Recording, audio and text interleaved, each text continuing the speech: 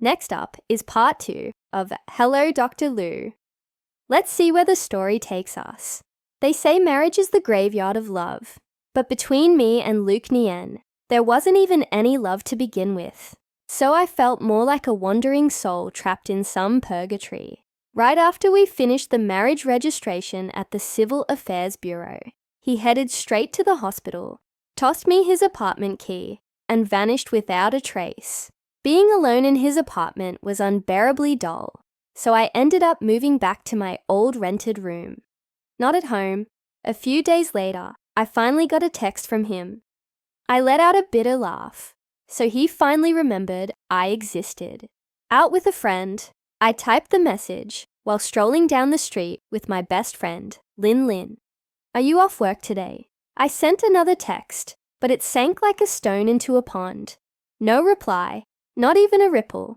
Seriously, what does this man want? Not willing to give up, I tried again.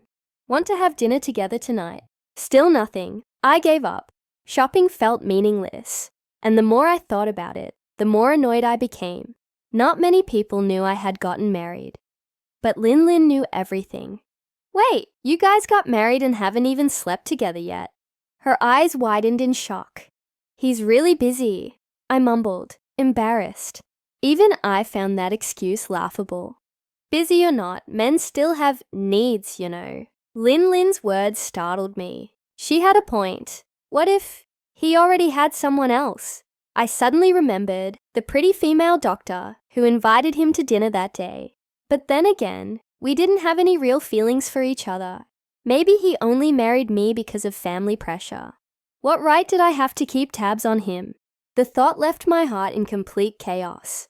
That night, I still returned to his place. I glanced around the apartment, quiet and empty. He was already gone. A strange sense of disappointment crept into my chest. As soon as I entered the bedroom, I stood in front of the wardrobe, about to change and take a shower. I had just taken off my bra when, "You're back."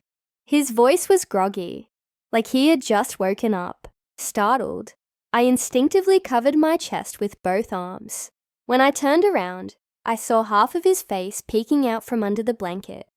"Why didn't you say anything?" I was so shocked that I broke out in cold sweat.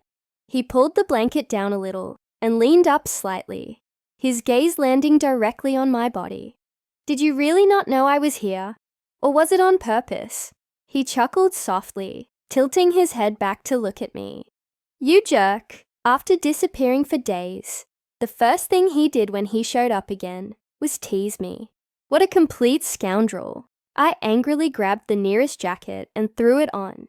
Even as I walked into the bathroom, I could still feel his eyes glued to me. And when I came out, that gaze hadn't moved an inch. His half smile was incredibly irritating. "What are you staring at? Aren't you going back to sleep?" He dropped his usual serious demeanor and casually replied, "Slept all day already. I'm not sleepy anymore." Slept all day. So that's why he didn't reply to my messages. Fine. I had to admit, my irritation did ease up a little. "Then I'm going to bed," I said, still keeping a cold tone. He could go days without contacting me. And if I kept initiating conversations, it'd just make me look so desperate. I hesitated, unsure whether I should sleep on the bed or go to the sofa. But then I reminded myself, we were legally married now. Grinding my teeth, I climbed into bed, pulled the blanket over me, and turned my back to him. He lay next to me in complete silence. I couldn't help but glance over, only to see him ordering food on an app. "You haven't eaten dinner yet?" I asked. "Didn't have time," he replied briefly. I snuck a few more glances at him. The fatigue on his face was hard to miss. If he had been asleep all day and hadn't eaten anything, he must be completely drained. Is this how exhausting life is for doctors? "Where have you been sleeping the past few days? You didn't come home." I couldn't help but ask. He gave me a sidelong glance, probably not expecting that question. At the hospital. He'd rather sleep at the hospital than come home. It felt like I had kicked him out and left him with nowhere to go. I fell silent. "There's a patient with complications lately. I couldn't leave." He put his phone down, his eyes fixed steadily on me. It felt like punching a pillow, soft but unsettling. Something stirred in my chest, hard to describe. "I see," I murmured. Then, as if struck by a sudden idea, "Do you want some noodles? I can make you some." He froze for a second. A slow smile appeared at the corner of his lips. The moment I saw him smile, I immediately replayed what I just said in my head. And the more I thought about it, the more it sounded wrong. Realizing why he was smiling, my face turned as red as a tomato. I meant egg noodles. I had no idea how to defend myself, and the more flustered I got, the harder he laughed. Just as I was about to blow a fuse, he put down his phone and stifled his laugh. "All right, wait here. I'll make them now," I said, quickly jumping out of bed and hurrying into the kitchen to calm myself down. Since I hadn't grown up with my parents, I'd always been pretty independent. I wasn't exactly a chef, but I could handle the basics. Thinking he must be starving, I worked as fast as I could. Before long, the kitchen was filled with the rich aroma of boiling broth. When I turned around, I was surprised to see him already in pajamas, leaning casually against the kitchen doorway, watching me with amusement. "There's not much left in the fridge, so I hope this'll do." All I found was some noodles and eggs I had bought a few days ago. "Go wait in the living room. It'll be ready soon." He stared at me for another few seconds, then chuckled. "Okay." Then, dragging his slippers with a soft flap, he slowly made his way to the living room. Later, I realized I had completely underestimated his appetite. He ate slowly, with meticulous care. Not a single drop of broth stained the corners of his mouth. Yet he finished the entire large bowl, even scooping out every last bit of the soup with a spoon. "Was it too little?" I asked sheepishly. "I was really hungry." He deliberately dragged out the last two words. His gaze locked onto me. My heart skipped a beat. I avoided his eyes and quickly picked up the bowls and chopsticks, heading to the kitchen. Just as I finished rinsing the dishes and turned around, I saw him leaning against the kitchen doorway, a cigarette between his lips, watching me intently. Something about him tonight felt oddly unsettling. I tried to slip past him and muttered under my breath, "You're so addicted to smoking." Before I could finish, my foot caught on something and I stumbled straight into his chest. Our bodies pressed close together. As I struggled to pull away, he locked his arms around me. He looked down at me in his arms, his voice low and husky. "You hate the smell of smoke?" "It makes me dizzy," I murmured. He froze for a moment, then pulled me even closer, our noses nearly touching as he whispered, "Then I'll quit. Starting now." What? I didn't know whether it was his words or the ambiguous position we were in, but I was completely dazed. My heart pounded uncontrollably. My face had to be bright red. It's not that I want to smoke, but sometimes I need to stay clear-headed. But now that I'm giving it up, what do you think I should rely on instead? His tone was teasing. I knew he was joking, but I still tensed up like a tightened string. "Well, how about chrysanthemum tea?" I suggested hesitantly. Psst. The moment the words left my mouth, he burst out laughing. At first it was just a smile. Then his shoulders started shaking until he was clutching his stomach, laughing uncontrollably. I blinked, confused. Did I say something wrong again? He wrapped his arms around my waist, lifted me onto the kitchen counter and leaned in, his breath brushing against my face. "Chrysanthemum tea's for cooling down, silly. I don't need that." Before I could process what he meant, his lips were on mine in a deep, burning kiss. My mind went blank. I tried to press my hands against his chest, but he held me tight. A man's strength was overwhelming. When his hand began to trace down my waist, I snapped back to reality and quickly stopped him. He paused, breathing heavily with his face inches from mine. His eyes, dark and intense with desire, held mine for a long moment before he finally let go. "Did you already forget what I told you?" He pinched my waist lightly in playful punishment, his gaze smoldering. "Told me? What?" I asked, still dazed. The phone rang at that exact moment.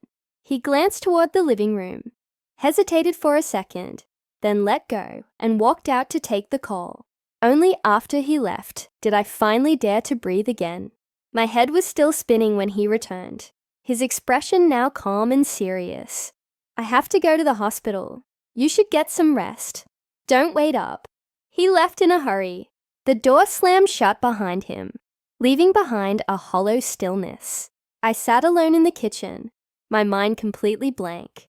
I didn't understand why he suddenly kissed me. Was it a moment of impulse? Or did he simply want to satisfy a physical need without any emotional involvement? Something in my heart whispered. It must have been the latter. I felt a surge of frustration and crawled back into bed, pulling the blanket over my head, hoping to fall asleep. But his scent lingered on the sheets and pillows, sending my heart into chaotic disarray. The next morning, I woke to find the space beside me empty. He hadn't come back. The kiss from the night before now felt like a fleeting dream. Gone without a trace. Still, I didn't move out. Maybe even I couldn't explain why I was still holding on. Over the following days, I felt unusually tired. My mood was restless and irritable. His grandparents and parents kept dropping off bags of food, stuffing the fridge full. Chickens, ducks, fresh fish, farm eggs. I was overwhelmed by their excessive kindness. When they asked how Luke Nien was treating me, I gave vague answers. Only heaven knew I hadn't seen him in days. Right when everyone was excitedly discussing baby names and checking fortune calendars for the child's future, I felt something odd down there. My heart thudded violently, and I rushed to the bathroom. A red stain on my underwear left my mind blank. The whole family rushed me to the hospital. At that moment, I couldn't care about anything else. All I wanted was for the baby to be okay. I blamed myself for overworking, despite the fatigue, for not going to the doctor, or even informing Luke Nien. For the first time, I was so scared I trembled. I kept imagining tragic scenes from movies. Losing the baby. They wheeled me into emergency care, while everyone ran around in a panic. Finally, Luke Nien arrived. As soon as I saw him, tears streamed down my face. "Don't be scared," he said, gripping my hand tightly. For the first time, I saw a frown on his face. He said nothing more. After the emergency doctor finished the initial exam, they asked everyone to leave, except for Luke Nien. "Dr. Luke," the doctor said cautiously, "are you sure your wife is pregnant?" "What do you mean?" Luke Nien's voice turned cold. "Based on her numbers." The doctor hesitated. "She's just having a normal menstrual cycle." "Are you kidding me?" I was stunned. Luke Nien looked just as bewildered. "I haven't had my period for 2 months. The ultrasound shows a benign uterine cyst," the doctor explained. "These can often delay periods or cause irregular cycles. You two didn't go for a checkup earlier." "No, I just bought a pregnancy test, and it came out positive," I mumbled. Luke Nien clicked his tongue, then after a pause asked, "Back then, you showed it to me so quickly. I didn't really get a look. Are you sure you bought a pregnancy test, and not an ovulation test?" Boom! Like a lightning bolt struck my brain. I wanted to sink into the floor. I didn't check carefully," I whispered, near tears. I panicked, just grabbed one from the pharmacy, and left. When I saw 2 lines, I was too scared to even double-check. The emergency doctor left the room, giving the 2 of us some privacy. After hearing everything I said, a mix of amusement and helplessness flickered across Luke Nien's face. He was silent for a long moment, then finally seemed to accept the truth. He gently reached out to pat my head, his voice deep and soft. "It's okay, don't overthink it." He let out a long breath and helped me sit up. But how could it be okay? Inside, I was beating myself up so badly I wanted to cry. Then, "What should I say to your family when they ask?" I choked, overwhelmed by shame from my foolish mistake. It was one thing to be stupid in private, But now there was a whole crowd out there who'd been so worried about me. I wanted nothing more than to disappear. "I'll take care of it," he said gently. After reassuring me, he left the room. I didn't know what he told them, but when it was time to leave, they were gone. Maybe they were angry with me. Just the thought made my chest tighten. In the end, I waited in Luke Nien's lounge room. He told me to wait for him until he was off duty, and we'd go home together. I lay down on the small couch, staring blankly at the ceiling. "Where's Dr. Luke?" A woman's voice outside the door made me sit up straight.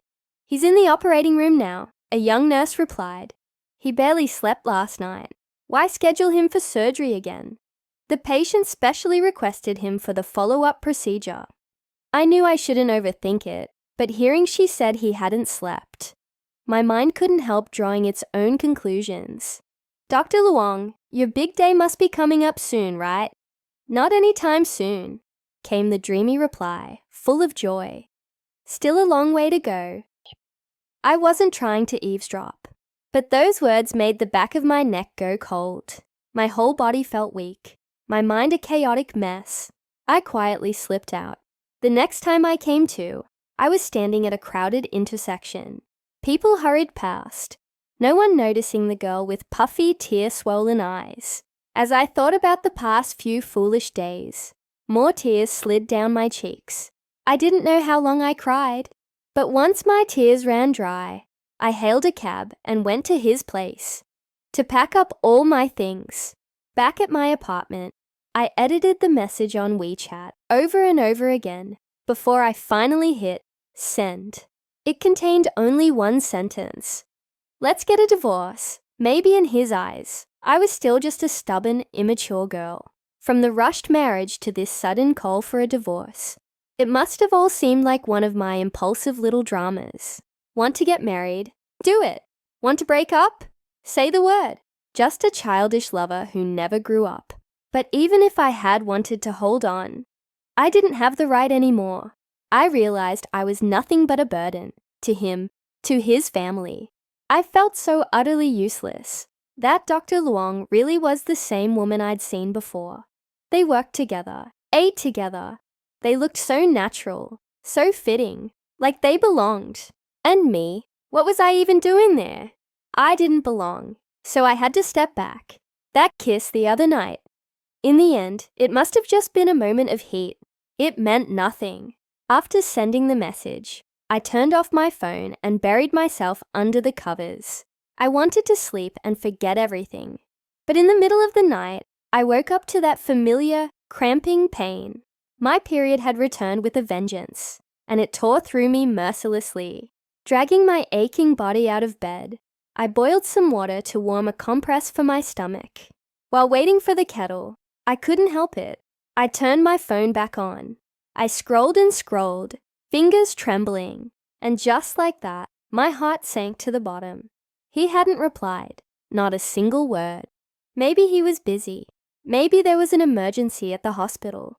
Maybe he had fallen asleep and didn't see the message. Or maybe he'd seen it and just didn't bother to reply.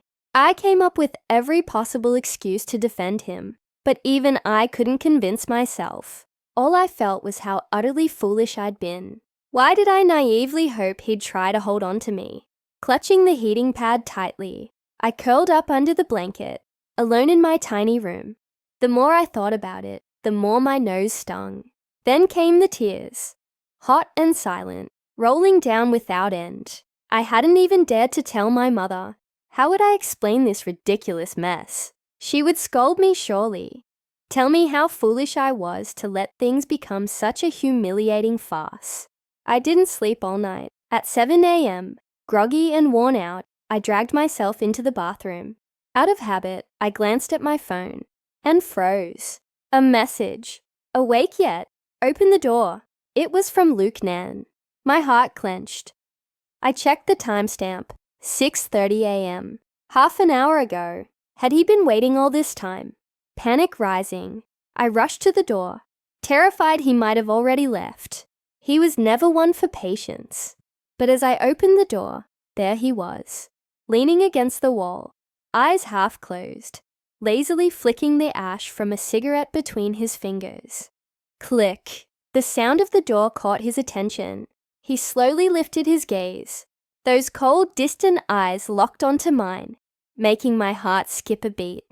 "Why are you here?" I looked down, unwilling to let him see my puffy, tear-stained eyes. Without a word, he stubbed out the cigarette, then suddenly pulled me into his arms. His long arm swept the door shut behind us. "What did you mean by that message last night?" His voice was low and firm as he pressed me against the door, eyes staring down at me with intensity. I bit my lip, silent. I didn't know what to say. It was all a farce. Time to return everything to where it started. I couldn't keep this pretend marriage going anymore. "Didn't you say you wanted to give us a try?" He narrowed his eyes. "And now, after just a few days, you're done." Still, I said nothing. I don't like forcing people. If this is what you've decided, I'll respect that. When he said, "respect," my heart ached. This marriage only happened because of a misunderstanding. We thought I was pregnant. Now that we know it was a joke, there's no point dragging you down anymore. Live your own life. Be with someone who's right for you. You're free now. I shut my eyes, holding back everything inside. Someone who's right for me? His voice suddenly sharpened, tinged with anger. His eyes, icy and piercing, seemed ready to ignite. "Who are you talking about?" His tone darkened. "You're not getting out of this until you tell me who this someone is." I blinked, confused. He had always seemed reluctant about our marriage, always hiding at the hospital. Now that I was letting go, why was he angry? "Dr. Luong, she likes you." The words tumbled out of me. He stiffened. Then, after a pause, he let out a long breath. "So what if she does?" His voice was calm now. "I don't have feelings for her." For some reason, hearing that made my heart feel lighter. "Then, who do you have feelings for?" The question escaped my lips before I could stop myself. Immediately I regretted it. He raised an eyebrow in surprise. Then his expression turned deadpan. For the idiot who dared mess with a man burning up with a fever. He was bringing up that night again. When it came to flirting, I was always on the losing side. So I fell silent. Seeing me quiet, he softened. His hand reached up, fingers brushing through my hair gently. "Why are you so stubborn?" "I'm not some pet. I don't have to be obedient." I muttered under my breath. He froze for a second, then burst out laughing. "I didn't check my phone last night." His voice grew serious again. "Was handling a patient until 3 a.m. When I finally saw your message. Do you know what I felt? Why does he always stay up so late? Work until he's completely drained." Suddenly, I realized I might be being a little unreasonable. "What did you feel?" I asked quietly. He glanced at me, then suddenly leaned in close. I panicked, thinking he was going to kiss me, instinctively clenching my fingers. But instead, he turned his head and whispered into my ear. "Being a doctor is great and all, except it's terrible for dating. All these years, everyone's left me eventually. Then came this little white bunny, blindly jumping into my pit without a care for her life. And she almost ran away too." He chuckled low in his throat. I froze. His words, laced with meaning, caught me off guard and sent my heart into a frenzy. Before I could collect my thoughts, he tilted his head, clearly intending to kiss me. But I instinctively turned my face away. He paused, then licked his lips and asked softly, "Not letting me kiss you?" I haven't brushed my teeth yet. I had just woken up. I couldn't imagine how gross he'd think it was if he kissed me now. Utterly mortified. "Is it really that? Or do you just hate the smell of smoke on me?" He probed. "No, really it's not that." My voice was small, almost choking on the words. "All right then."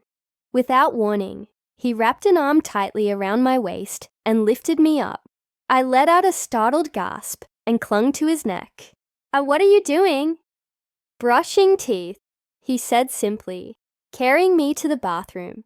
So we brushed our teeth side by side, in an awkward silence thick with tension. As soon as I finished, I tried to sneak away, but he stopped me. he pushed me gently back against the door, one hand cupping the back of my neck as he leaned in and kissed me. Maybe he liked the orange-flavored toothpaste I used, because he kissed me until my lips were numb and still refused to let go. Finally, he pulled back, breath ragged, arms still holding me close. "You don't really want to divorce me, do you?" He always did this. Kissed me without asking, spoke in riddles, yet never clearly showed how he truly felt. It left me with nothing to hold on to, like standing on sand that kept shifting under my feet. I didn't answer.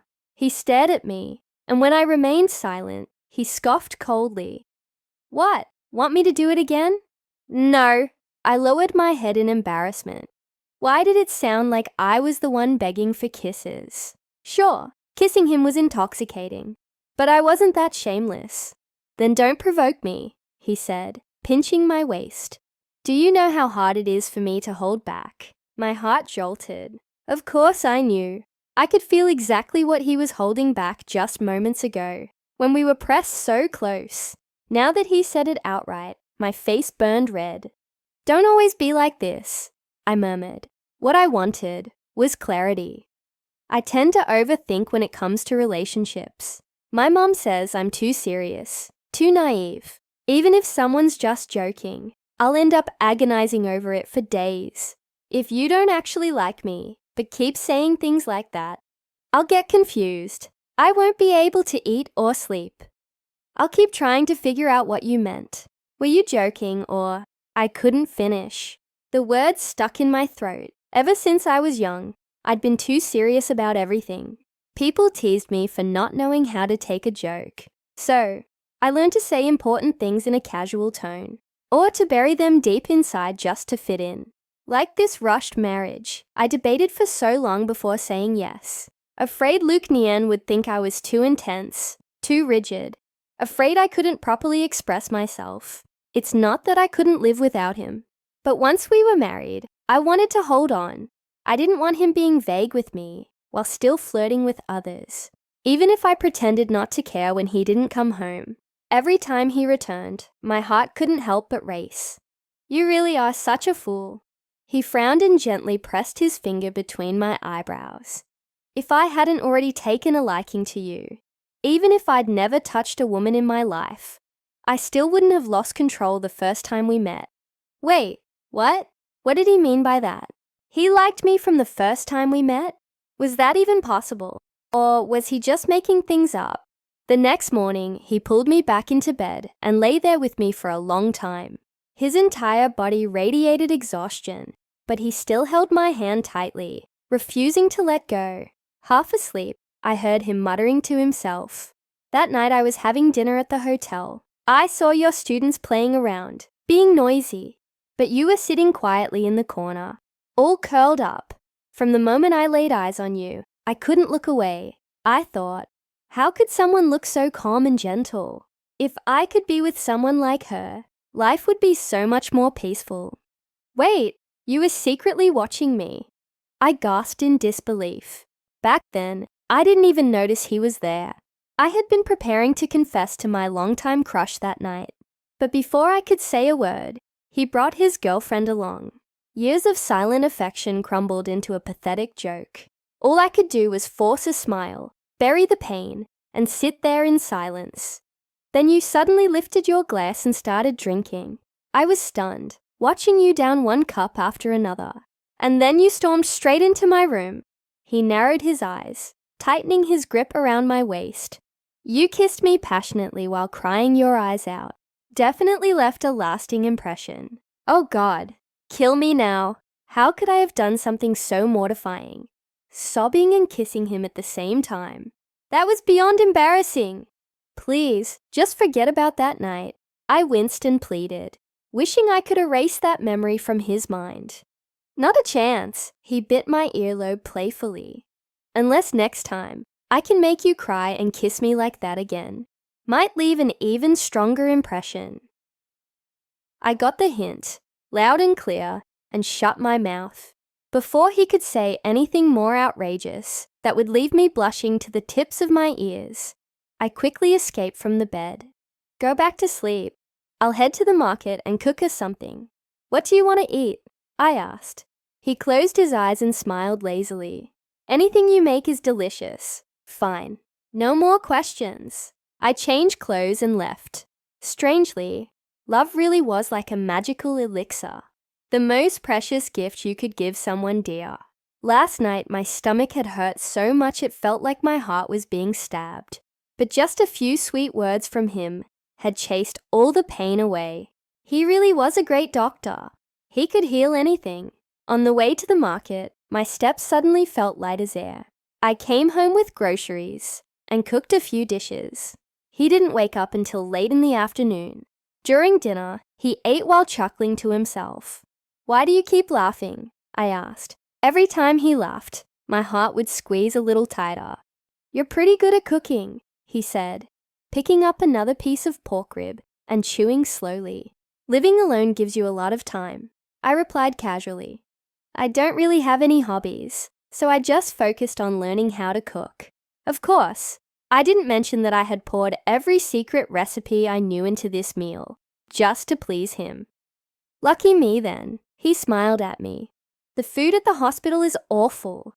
Every meal I eat in a rush, barely tasting anything. He brushed off all the hardship in his work, like it was nothing. My heart ached for him. Then, on the nights you don't have to be on call, could you come home? I hesitated, then added softly, if you tell me ahead of time, I'll make dinner for you. Or if there's something you like, let me know. I'll give it a try. I was already thinking about writing his preferences down in a little notebook. Suddenly, he burst out laughing. What's so funny? I glared at him. Being married isn't so bad. He spooned up some soup, clearly satisfied with the meal. That single sentence filled my chest with warmth. All my efforts felt completely worth it. After dinner, I was washing the dishes when he came up from behind and wrapped his arms around my waist. My body stiffened. What's wrong? From now on, I'll try to come home whenever I'm not on call. Don't overthink things, okay? He pressed a gentle kiss to my neck, his breath warm against my skin. It tickled. Okay, about having kids. Whenever you want, I'm in. I'm just worried I won't have enough time to help you, and it'll be hard on you. His voice grew low. That's the thing about being a doctor. If I put family first, I can't give my all to my patients. And sometimes, their lives are even more important than mine. They're putting their lives in my hands. I can't give them anything less than everything I've got. Saving one patient means saving an entire family. You understand that, right? The reason I said no at first, it wasn't because I didn't like you. I was just afraid I'd hurt you. You're still so young. I didn't want you to end up stuck with someone who's never home. Having a boyfriend who's barely around, it's not fair to you. His voice cracked slightly. This is the life I chose. Someday, I might even collapse in the same operating room I walk into every day. You're still new to love. I didn't want you to rush into this strange, long-distance relationship before even getting to experience what real romance feels like. His voice trembled, and I felt myself unraveling. Everything he said made sense. I had never dated anyone before, never tasted the sweetness of love. I knew being a doctor was hard, but I never imagined he'd thought so deeply when he turned me down. I had assumed he just didn't want to commit, that he was the type to play around and walk away. I'm pretty independent, you know. Don't worry about me. I gave him a bright, reassuring smile. He gently turned me around, his eyes soft and hesitant. Then he took my hand and held it tightly. You have to stay safe. Always. I will. In that moment, my heart melted. Sweeter than honey. That night, Lu Nian left again. I moved back into his place. He was just as busy as before. If he could make it home 2 nights a week, that was already a blessing. I barely ever saw his shadow. At first, I missed him a little, but I got used to it. When he wasn't home, I'd tidy up the house just to pass the time.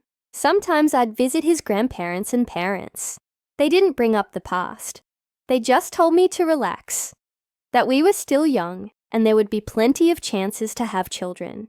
Everything was going so smoothly. I felt like my life had been hacked. Whatever I wished for, it seemed to just fall into place. And yet, deep inside, something didn't sit right. One early morning, a pair of arms suddenly wrapped tightly around me from behind. Startled awake, I was about to ask Lu Nian something, but he'd already flipped me over. His kisses rained down like a storm, making my head spin. His hands weren't staying put either. Everything that followed happened as naturally as breathing. Totuyet. His voice was husky as he called my name. I responded, wrapping my arms around his neck. Toto, me. The sugary sweet way he said my name gave me goosebumps. Baby, let the record show. Once an older man is fired up, resistance is futile. That morning, he completely wore me out, again and again. Get some more sleep, I told him, feeling sorry that he always came home just to do that. He pulled me into his arms and sighed. Back then, every time I got off work, all I could think about was sleep. And now, all I think about is sleeping with you. He was getting more and more shameless these days. Aren't you tired? I shot him a side-eye, half annoyed. Exhausted, he admitted. But it's your fault. Lying next to you is like taking some kind of dangerous drug. One touch, and I lose control. Can this man please talk like a normal human being? I was constantly amazed by how sweet-talking he could be. Where did the cold, serious doctor from the hospital even go? Lu Nian. I buried my face in his chest. What did you tell your family about, that ridiculous incident with me? He froze. I said you were upset and lost the baby. Told them not to tease you. What? How could you just make that up? I was stunned. It worked, didn't it? He said nonchalantly. Now they treat you even better than they treat me. Well, he wasn't wrong. No wonder his family never made things difficult, and were so warm and welcoming. They never even mentioned the past. That's when I realized, even if Lu Nian wasn't the type to show grand gestures of romance, he was always quietly thinking about me, just like I did for him. That was more than enough. Lu Nian, you really treat me so well. I couldn't help myself. I kissed his cheek. Stop kissing me, he sighed. I don't think you can handle what comes next. I immediately fell silent. He chuckled softly, ruffled my hair. I don't have much time to take care of you, so I just hope my family treats you well to make up for it. So that's what he was thinking all along. I didn't say anything more, but my heart was so full I could hardly breathe. Lu Nian, let's have a baby in the future, okay? With a little one around, I won't feel so lonely. He froze, then murmured against the top of my head. His breathing slowly evened out. He had fallen asleep, wrapped in his warm embrace. I lay there, soaking in this peaceful moment, like time itself had come to a gentle pause. Thank you for staying with us till the end of the story. See you in the next videos on Queen's Story.